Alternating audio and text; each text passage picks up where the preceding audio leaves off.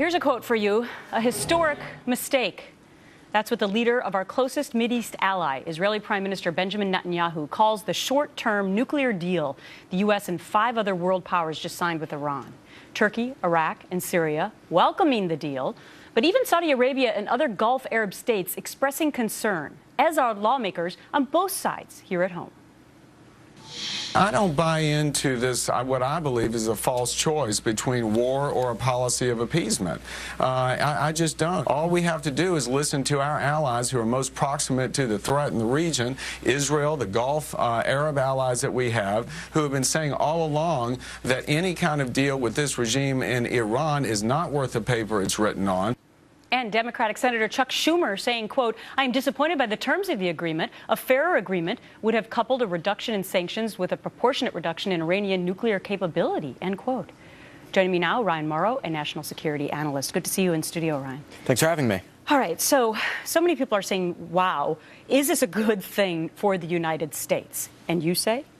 Absolutely not, because all it does is delay some of Iran's nuclear advancements, and this is part of the makeover of the Iranian regime. They decided that they needed someone who is practiced in talking softer and in tricking the West. In fact, there is videotape out there that you can see at our website of the so-called moderate president of Iran bragging with a big smile about how he's been able to buy time from the nuclear program and trick the West into believing him, into being as if he's sincere. It's interesting because Fox News confirmed earlier today that President Obama was having these secret talks going on and that he advised Prime Minister Netanyahu of Israel of these talks in September. It was shortly thereafter that we saw Netanyahu come out and really express concern about what was going to go on. So my question to you is, could this deal have been put in place to stop some sort of an attack that Israel was potentially plotting to take care of their own vested interests in their own nation? Well, you have to understand Iran's strategy. It's to take one step back in order to later take 2 steps forward. So at the current pace of the Iranian nuclear program, in about 6 months, according to the Israelis, the Iranians were about to reach critical capability when they can quickly produce a nuclear weapon. Now, if the program is stalled, does that time frame expand? Yes, it does. But in return, the Iranian regime is getting about $7 to $10 billion, which is money that's going to go towards the nuclear program later, is going to be used to stabilize the regime, and ultimately, it's going to be used to support terrorists that kill our soldiers. All right. I want to bring your attention to something that President Obama said in a statement after this agreement was announced. He said, quote, "It would halt the progress of the Iranian nuclear program." Do you agree with that?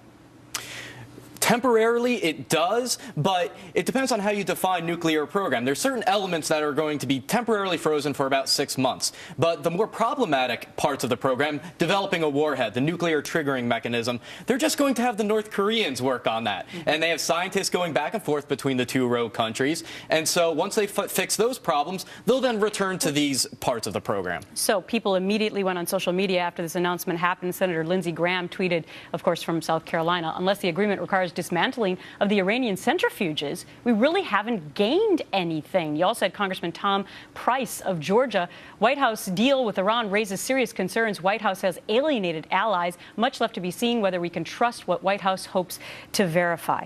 I ask you this question, Ryan.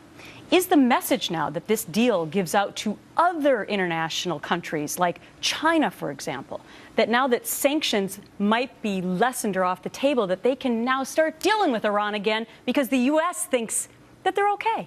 Yes, but it also sends the signal that Iran is coming back, because as we speak, Iran is trying to make amends with Turkey, the Muslim Brotherhood, so that they can come back as the dominant regional power. And so this sends the signal that the U.S. has accepted Iran's nuclear program, which is what their objective was from the beginning. Before, the debate used to be, do you allow Iran to enrich uranium? Right. Now, it's accepted that you allow Iran to enrich to 3.5% of the uranium enrichment, which is about 7/10 of the way towards creating nuclear bomb fuel. And it's very important that we understand the ideology of the regime, and that's why we've made our documentary, Iranium, free for viewing at clarionproject.org so everyone can understand what's going on. Ryan, thanks for your expertise. Thank you.